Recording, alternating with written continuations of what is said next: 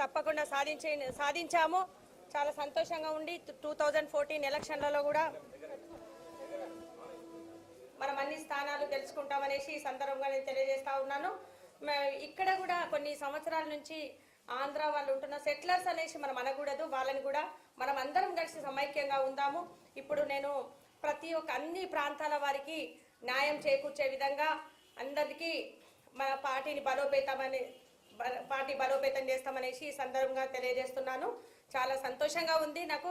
మనం తెలంగాణ రావడం ఎన్నో కార్యక్రమం దాదాపు మనము 60 సంవత్సరాల నుంచి ఉంది, కానీ మనం 13 సంవత్సరాల నుంచి మనం తెలంగాణ కొరకు ఎన్నో కార్యక్రమాలు చేశాము.